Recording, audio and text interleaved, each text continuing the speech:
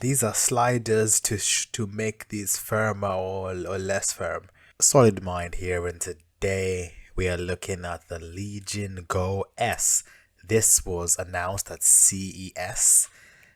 What is CES, by the way? So CES is basically the consumer electronics show that happens once a year. It happens normally in January, so it happened just this year, a few weeks ago, basically just passed in 2025. So where companies go and show their latest technologies or concepts or what they plan to release this year.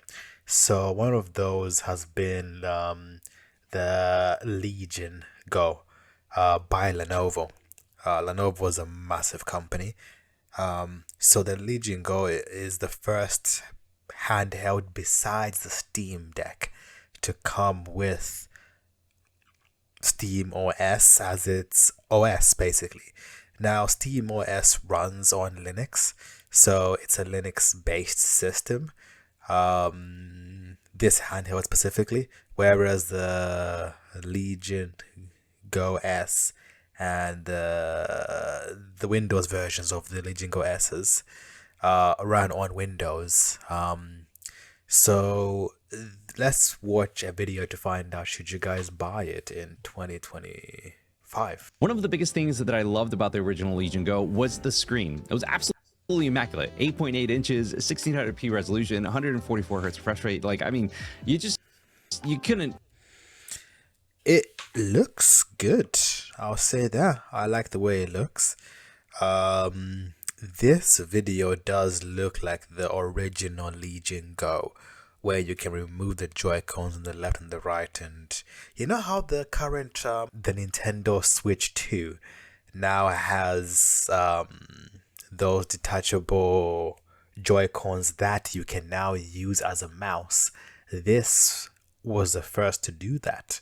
So, you know, this is obviously being announced around the same time as the Nintendo Switch 2, but obviously what you can see on the screen right now is definitely the older version. Ask for anything better. The one thing that it was missing was VRR, and that's something that we are going to see not only in the Legion Go S line, but also the Legion Go 2. Now, the Legion Go S is also going to have 1200p resolution instead of the 1600p, and it is going to have 120 hertz refresh.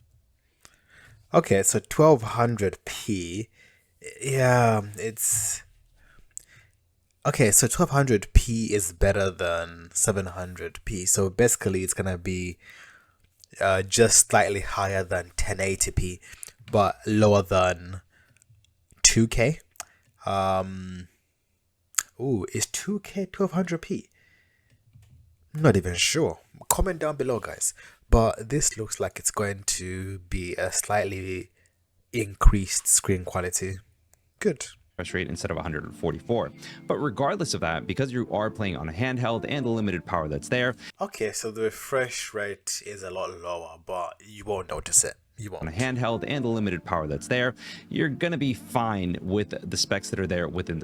I think the main reason is battery life. If you lower the specs on a handheld, you get better battery life. The screen was still pungent. It was definitely very colorful, but at the end of the day, I really wanted to see what else I could do in terms of color and color accuracy, and just kind of like test what I could see with my own two eyes in a more controlled environment and not being in a showroom floor or in a dimly lit private party area, so to speak. That being said, I do want to go ahead and say that this screen, at least on the Legion Go 2, guys, it's the holy grail. It's okay, so the screen is a lot better then. Literally 120 hertz refresh rate, VRR, OLED panel. Like, can you really ask for more? I guess that's more on the higher end than the cheaper version, which does come with Steam OS. Than that. That's something that I just, when I saw it with my eyes, it was absolutely beautiful. This thing actually comes with a D-pad, a proper D-pad, because I like that, because a lot of the little handhelds you get, they have all these smaller D-pads. If you get a PS5 controller or Microsoft Xbox controller, those are full-size D-pads, whereas on the handhelds they're a lot smaller. So having a full-size one is good. I feel like handhelds are getting bigger. The D-pad on the original Legion Go was not necessarily the best, at least in my opinion. I prefer to have something that has a little bit more pivot, a little bit more movement. So I preferred the one on the Ally X. The original MSI Claw was better than the one on the Legion Go, not the Claw 80i Plus. That's not good. But also, even the Steam Deck had a really decent D-pad. But when it comes down to it, this felt really good on the Go S. The Go 2 as well. It seems to be more or less on par in terms of the design, but I would want to spend more time, play a couple more fighting games to. Yeah. So basically, the Go 2 is the more higher end, and the S is a lower end. Really get a good feel of how everything comes out. But even still, the ergonomics and comfort that are there with all of the buttons are fine. The macro keys that are on the back, they aren't too sensitive. They feel just fine. And I also want to go and mention that the face buttons are that same Xbox style of face button that is. So that is a major benefit. A lot of games have the Xbox layout as a default layout.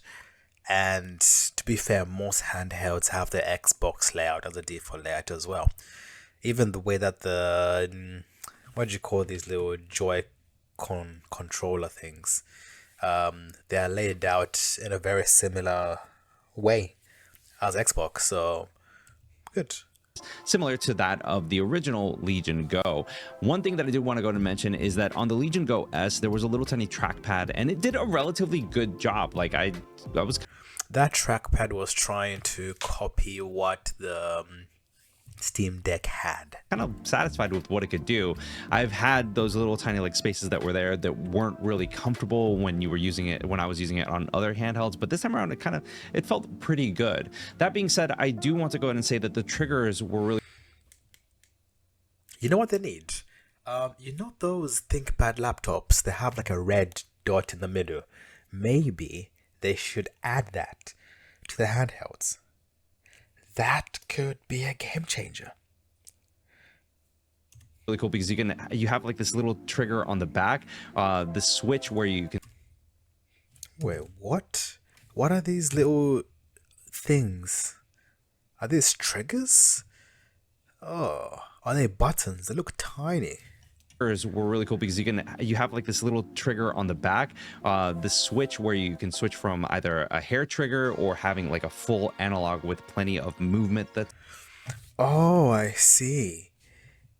So if I go back, these are sliders to make these firmer or less firm, depending on the game you're playing. Okay, I like that. I like that. Were really cool because you have like this little trigger on the back, the switch where you can switch from either a hair trigger or having like a full analog with plenty of movement that's there. So if you're somebody that plays shooters like COD or Valorant or Destiny 2 or whatever it may be, you can go ahead and use this and play and kind of have that little bit of advantage with the shorter travel distance when you're pulling in on the trigger. Now, despite all of the things that I said about the buttons and everything that's there, when you first pick up the Legion Go S and even the Legion Go 2, my God, does it feel so much more comfortable. It does look chunky as well. I don't know. Is this worth buying? You know what? Let's finish this off so you guys can watch your next video on YouTube. So if we have a quick look at the specs that this comes with, do I recommend you buying this? I'm just thinking, how many people care about having Windows on a handheld? Because if you're going to buy this, I don't recommend you going for the Legion Go S. There's better handhelds for the price. The one that is $729. I would really recommend the Steam OS version, actually. It's the same price as a low-end Windows. It's the same screen, same power, same Bluetooth, same weight, same every little bit, except one is on Linux, one is on Windows. You can side load Windows on this device. So technically, if you want to put the effort in, you can get the same functionality, power, and everything for £100 cheaper with Linux and also sideload Windows. Whereas here, obviously, you do get Windows already. It's $100 more. That's my thoughts. What do you guys think? Please like, comment, subscribe, and peace.